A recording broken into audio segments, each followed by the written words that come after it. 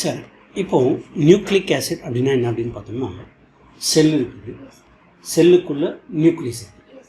இந்த நியூக்ளியஸ்க்குள்ளே ஒரு acidic property இருக்குது அப்படின்றத ஃபஸ்ட்டு டிஸ்கவர் பண்ணாங்க. Then it was named as a nucleic acid.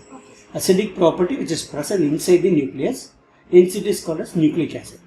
Further டிஸ்கவரியில் இந்த நியூக்ளிக் ஆசிட் மொத்தம் 2 டைப்பு, ஒன்று DNA, another one is RNA அப்படின்னு கண்டுபிடிச்சாங்க. These two are the building block of genetic material.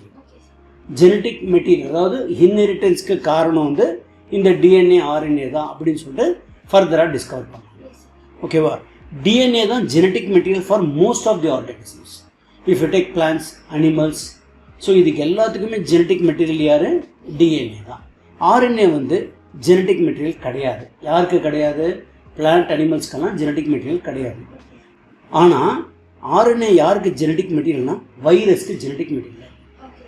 ஓகேவா?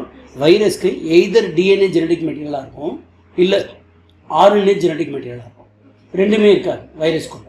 வைரஸ்குள்ளே either DNA or RNA will be the genetic material. Virus in plants and animals, DNA is the genetic material, RNA is the non genetic material. Genetic material கிடையாது. ஓகேவா? சரி, அந்த மற்ற ஆர்கானிசம்ஸில் இந்த RNA என்ன பண்ணுது? மெசஞ்சராக function பண்ணுது. ப்ரோட்டீன் சிந்தசிஸ்க்கு மெசேஜ் எடுத்துன்னு போகக்கூடிய வேலையாக இந்த ஆர்என்ஏ ஃபங்க்ஷன் பண்ணுது. அதனால் இது வந்து நான் ஜெனட்டிக் மெட்டீரியல் அப்படி.